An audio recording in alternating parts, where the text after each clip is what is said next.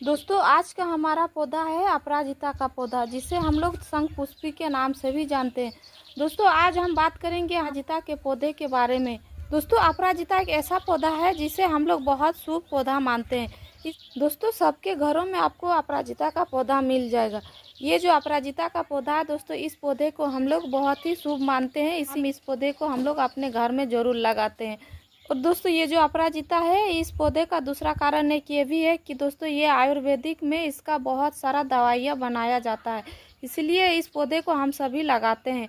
तो दोस्तों आज हम बात करेंगे, अगर आपके अपराजिता के पौधे में फूल नहीं आ रहे हैं, कलियाँ नहीं बन रही, या तो फिर आपके अपराजिता का जो पौधा है दोस्तों उसकी ग्रोथ नहीं हो रही है, तो क्या करने से आपके अपराजिता का पौधा में बहुत सारे फूल भी आएंगे और उसकी ग्रोथ काफ़ी अच्छी होगी।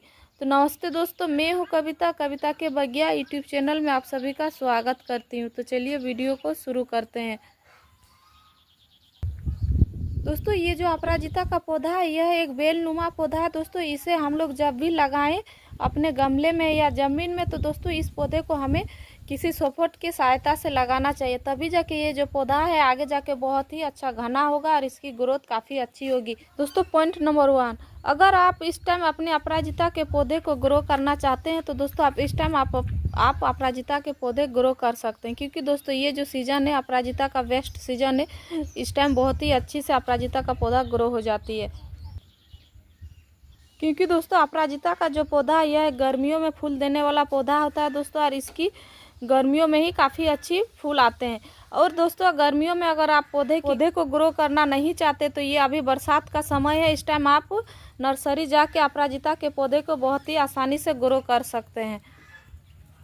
दोस्तों पॉइंट नंबर 2, अगर आप अपराजिता का पौधा लगाने चाहते हैं दोस्तों, तो लगाने का समय आप अपने अपराजिता के पौधे को किसी लकड़ी के सहायता से उसको सपोर्ट जरूर दें, तभी जाके आपका अपराजिता का जो पौधा है बहुत ही अच्छा घना होगा। क्योंकि दोस्तों ये देखिए, मैं यहाँ अपराजिता के पौधे को लगाई तो थी, लेकिन इसी के साथ में एक मोटा सा डंडा सपोर्ट में दी हुई है, तो मेरा पौधा जो है बहुत ही अच्छा घना हो गया है और इसके ग्रोथ भी आप देख सकते हैं काफ़ी अच्छी हो रही है, और इसमें फूल और कलियाँ भी काफ़ी अच्छी मात्रा में हो रही है।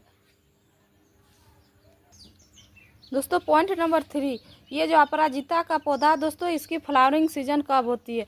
दोस्तों अगर आप अपराजिता के पौधे में अच्छी से खाद पानी का ध्यान देंगे, उसमें न्यूट्रिशन देते रहेंगे, तो ये जो आपका अपराजिता का पौधा है अक्टूबर तक लगातार फूल देते रहेगा।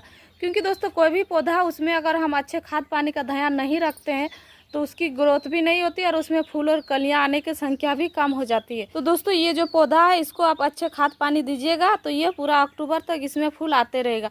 और इसके फूल आने का अच्छा सीजन होता है दोस्तों ये बरसात में भी, जब जैसे जैसे बरसात शुरू होती है काफ़ी अच्छी फ्लावरिंग होने लगती है। दोस्तों टिप नंबर 4, अगर आपके अपराजिता के पौधे में फूल नहीं आ रहे हैं तो उसको आप दिन भर का धूप में रखिए। क्योंकि दोस्तों ये जो अपराजिता का पौधा है यह एक धूप वाला पौधा है दोस्तों, ये गर्मियाँ इसको काफ़ी अच्छी पसंद होती है। तो दोस्तों अगर हम इस पौधे को धूप में नहीं रखेंगे तो इसकी अच्छी फ्लावरिंग नहीं होती है। तो इसीलिए दोस्तों इस पौधे को आप हमेशा 5 से 6 घंटे का धूप लगाइए, उसके बाद आप देखिएगा आपके पौधे में भी काफ़ी अच्छी फ्लावरिंग होने लगेगी। पॉइंट नंबर 5, दोस्तों आपको हमेशा से आपके अपराजिता के पौधे की मिट्टी को चेक करते रहना होगा। क्योंकि दोस्तों ये जो पौधा है इसकी मिट्टी जो है नमी होनी चाहिए। अगर इसकी मिट्टी नमी नहीं रहेगी दोस्तों तो ये पौधा अपनी पत्तियों को मोड़ने लगता है, धीरे धीरे सिकुड़ने लगता है और जो पत्तियां है वो पीला होकर गिरने लगती है। तो दोस्तों आपको ये हमेशा देखना है कि आपके पौधे की मिट्टी जो है ज़्यादा गीली नहीं होनी चाहिए और ज़्यादा सूखना भी ना चाहिए। इसकी मिट्टी जो है नमी बना के रखना चाहिए। इस तरह से जितनी नमी रहेगी आपके पौधे में उतनी अच्छी फ्लावरिंग होगी। फिर अगर आप अपने पौधे की मिट्टी को सुखा देंगे तो फिर ये पौधा जो है स्ट्रेस में चले जाते हैं और अपने सारे पत्तियों को गिराने लगता है। पॉइंट नंबर 6, दोस्तों आप जब भी नर्सरी से अपराजिता का पौधा लाएं, उस पौधे को जब भी आप गमले में लगाएं तो दोस्तों आप पौधे की मिट्टी बहुत अच्छी तरह से तैयार करें। दोस्तों उसमें आधी कंपोस्ट और आधी मिट्टी होनी चाहिए। और दोस्तों उसमें आपको कोकोपीट मिलाना नहीं भूलना है। कोकोपीट भी आपको उसमें देना ही होगा, तभी जाके आपका पौधा जो है बहुत ही अच्छी तरह से मिट्टी जो है भुरभुरी होगी और आपके पौधे की ग्रोथ भी काफ़ी अच्छी होगी। और दोस्तों अगर आपके पास धान का खल्ली है तो आप धान का खल्ली भी मिला सकते हैं, या तो फिर दोस्तों अगर नहीं है तो ऑनलाइन भी आप उसे मंगा सकते हैं, क्योंकि ऑनलाइन में मिल जाता है। और अगर गाँव में रहते हैं तो आप गाँव में तो ये मिलता ही है, धान का जो खल्ली होता है वो। दोस्तों इन सारी चीज़ों को अगर आप मिक्स करके मिट्टी रेडी करते हैं तो आपके पौधे की ग्रोथ काफ़ी अच्छी होती है और उसमें फूल और कलियां आने की संख्या भी बहुत ज़्यादा हो जाती है। और दोस्तों जब भी आप नए पौधे लगाएं तो इस प्रक्रिया को ज़रूर करें। पॉइंट नंबर 7 दोस्तों अब बात करते हैं खाद की। दोस्तों अगर आपके पौधे में अभी भी फूल और कलियां नहीं बन रही, उसकी ग्रोथ नहीं हो रही है, तो आपको करना क्या होगा। दोस्तों समझ लीजिए आपके जो पौधे हैं उसमें नाइट्रोजन, पोटेशियम और फास्फोरस की कमी हो रही है। तो दोस्तों इन सभी चीज़ों को देने के लिए आपको करना क्या होगा। तो दोस्तों हमें यहाँ अपने पौधे में फूल और कलियां बढ़ाने के लिए हमको लेना है यहाँ केले के छिलके। दोस्तों ये जो केले के छिलका है इसी का इस्तेमाल से ही हमारे पौधे में बहुत ही अच्छी फूल और कलियां आने लगेगी। क्योंकि दोस्तों केला जो होता है ये केले के छिलके में बहुत भारी मात्रा में पोटेशियम पाया जाता है। और दोस्तों हमारे पौधे में जब भी फूल और कलियों की संख्या कम हो जाती है तो समझ लीजिए उसमें पोटेशियम की कमी हो गई है, तभी जाके उसमें फूल और कलियां नहीं बन रही है। और दोस्तों अगर फास्फोरस की कमी हो गई तो उसके लिए आपको लेना है यहाँ प्याज के छिलके। दोस्तों आप लोग तो जानते हैं प्याज के छिलके में फास्फोरस बहुत अच्छी मात्रा में होती है और इन प्याज के छिलकों को अगर हम अपने पौधे में इस्तेमाल करेंगे तो हमारे पौधे का जो रूट है उसकी ग्रोथ काफ़ी अच्छी होने लगेगी। तो दोस्तों ये जो इन दोनों छिलकों को हमें क्या करना होगा, हमें लेना होगा किसी बर्तन में पानी और इन छिलकों को हमें एक दिन के लिए भिगो के छोड़ देना है। तो दोस्तों ये देखिए मैं यहाँ एक बर्तन ले ली हूँ और इसमें जो है इन दोनों छिलकों को भिगो के छोड़ देना है एक दिन के लिए।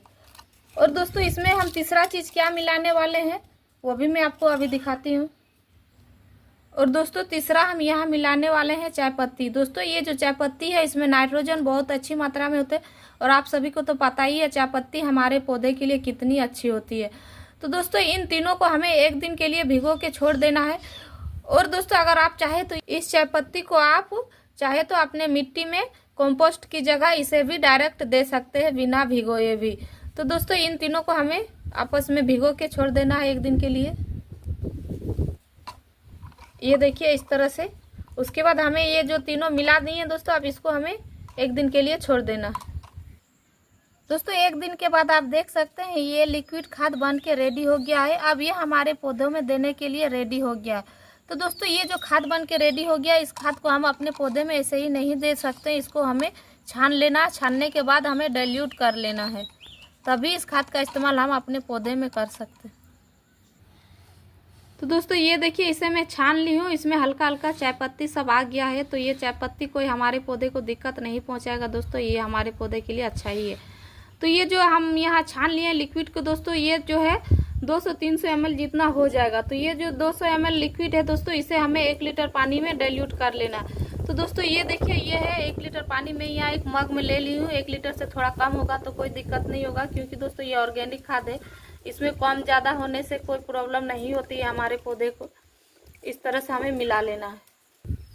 उसके बाद दोस्तों आपको अपने गमले की मिट्टी को हल्की हल्की गुड़ाई कर लेना। दोस्तों हमें जब भी अपने पौधे में लिक्विड खाद देना होता है हमें अपने पौधे की मिट्टी को हल्की गुड़ाई कर लेना, क्योंकि दोस्त गुड़ाई करने के बाद देने से क्या होता है ये जो खाद है सीधा हमारे पौधे के जड़ों तक पहुंचती है और हमारा खाद जो है वेस्ट नहीं होता है, इधर उधर नहीं फैलता है। इसीलिए दोस्तों हमें लिक्विड खाद देने से पहले अपनी मिट्टी की गुड़ाई कर लेनी होती है हल्की। तो ये देखिए दोस्तों मैंने अपनी मिट्टी की गुड़ाई बहुत अच्छी कर ली है।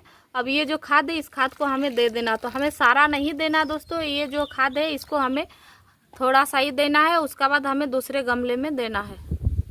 इस तरह से दूसरे गमले में भी आपको डाल देना है। और ये प्रोसेस जो है दोस्तों इसको आपको 15 दिन में रिपीट करना है। और देखिएगा आपका जो अपराजिता का पौधा है वो इस तरह फूलों और कलियों से भरा रहेगा, जिस तरह मेरा पौधा एकदम फूलों और कलियों से भरा हुआ आप देख सकते हैं। इसमें बहुत ही भारी मात्रा में फूल आ रही है हमारे पौधे में। ये देखिए कहीं से भी आपको ये जो पौधा है दोस्तों आपको खाली नहीं दिखेगा, फूल और कलियों से ये लदा हुआ दिख रहा होगा आपको। तो दोस्तों जानकारी अच्छी लगी है तो प्लीज़ वीडियो को लाइक शेयर कमेंट कीजिएगा, और मेरे चैनल में नए हैं तो मेरे चैनल को सब्सक्राइब जरूर कर लीजिएगा। इस वीडियो को पूरा देखने के लिए आपका धन्यवाद। मिलते हैं एक नए वीडियो में। नमस्कार।